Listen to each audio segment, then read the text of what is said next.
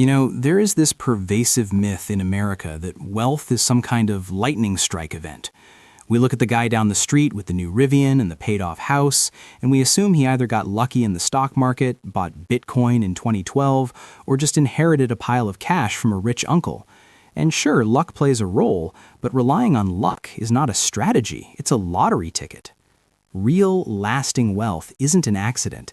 It is actually a systematic, six-stage progression that is surprisingly boring, repeatable, and completely ignored by most people who are too busy trying to find the next GameStop.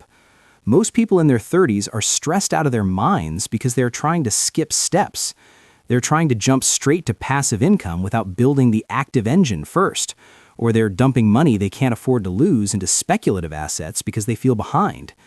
But if you look at how wealth is actually built, not on Instagram, but in the real world, it follows a specific hierarchy. I want to walk you through these 6 stages of wealth accumulation today, because if you can identify exactly where you are on this ladder, you stop guessing what your next move should be, and you just execute. This framework moves you from relying on a boss's permission to eat all the way to complete financial independence where your assets pay for your life. So let's cut the fluff and get into stage 1, the skill asset. Before you worry about your asset allocation or which ETF to buy, you need to look in the mirror and ask yourself, what can I do that is actually valuable? A skill asset isn't just a college degree or a job title. Those are labels. A skill asset is the undeniable ability to deliver a specific result. Whether that is writing code that scales, closing high-ticket sales, managing complex logistics, or understanding tax law better than the IRS. The harsh reality of the American labor market is that it is ruthless. If you are easily replaceable, you are vulnerable. If you have capital but no skills, you will just lose your money faster. I've seen people inherit 6 figures and blow it in 2 years because they lacked the judgment that comes from mastering a skill. Think of your skill set as your primary recession-proof safety net. If your company goes under tomorrow or your industry shifts, a high-value skill is portable. You can take the ability to sell or the ability to lead a team and drop it into a completely different economy and still eat. In this stage, you are prioritizing skill assets over market luck. You are investing in your own capability to produce value, regardless of who signs your paycheck. Once you have a skill that the market actually respects, you move to stage 2, the cash flow asset. This is where we start to break the traditional W-2 mindset. Most Americans are trapped in what I call permission-based income. You have to wait for a performance review to get a raise. You have to ask HR if you can take a vacation. You have to hope the quarterly earnings report is good so you don't get laid off.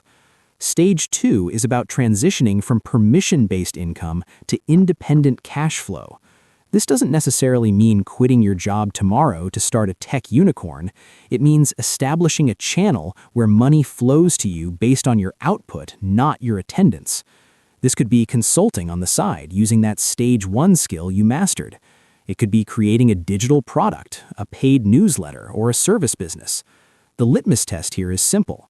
Can you generate $1,000 without an employer involved? If the answer is no, you are terrifyingly dependent. You want to reach a point where you know that if you were fired today, you could spin up income on your own terms within 30 days. This gives you something more valuable than money. It gives you leverage and the ability to say no to bad situations. But here's the trap of stage 2. You become a hamster on a wheel you built yourself. You might be making good money freelancing or running a side hustle, but if you stop working, the money stops instantly. That brings us to stage 3, the system asset. This is the decoupling of time and money.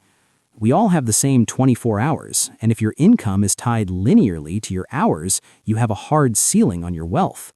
Stage 3 is about taking what you do in stage 2 and wrapping a process around it. It's about standard operating procedures, automation, and delegation. You are taking the magic that you do personally and turning it into a repeatable system that runs even when you are having a bad day. If you are a consultant, this means productizing your service so you aren't reinventing the wheel for every client. If you sell products, it means automating your fulfillment and marketing funnels. The goal is to stabilize your income into a predictable box rather than the jagged peaks and valleys of a freelancer.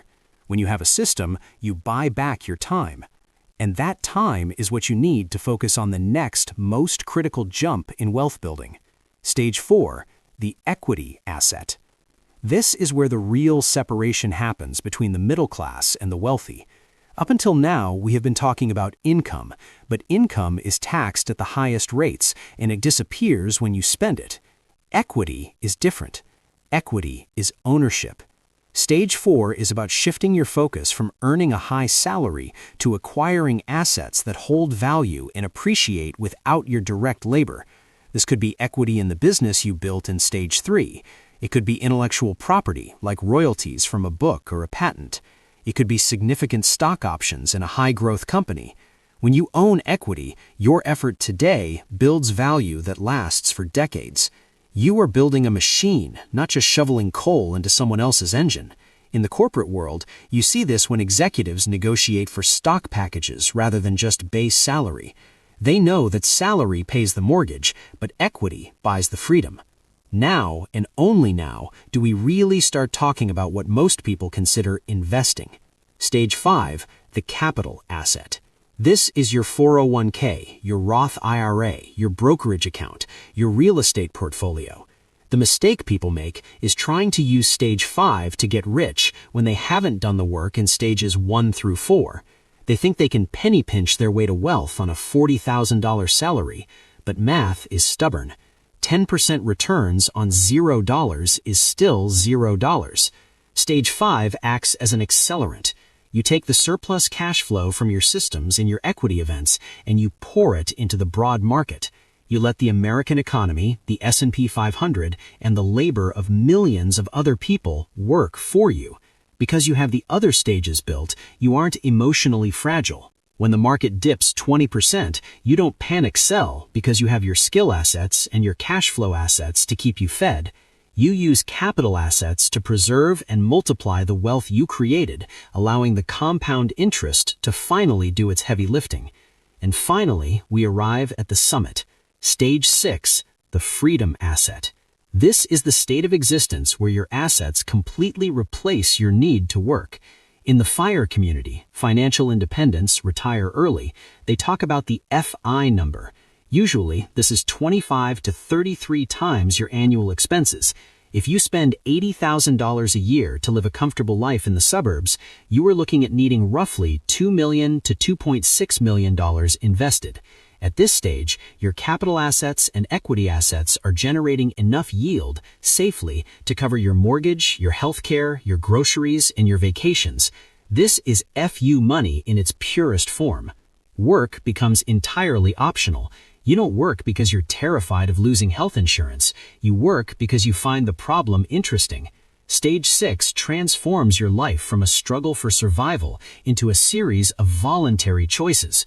The problem is, most of us are trying to skip to Stage 6 by buying lottery tickets or gambling on meme stocks, completely bypassing the skills, cash flow, and systems required to actually fund that portfolio. We want the freedom without building the engine. It is a slow grind. It takes years to master a skill, years to build a system, and years for compound interest to kick in. But understanding this roadmap changes your perspective on a Tuesday morning when you're tired of your job. You realize you aren't just working, you are funding the construction of a specific stage in your asset column. So look at your bank account, look at your calendar, and ask yourself honestly, which stage are you actually in, and are you trying to build the roof before you've poured the foundation?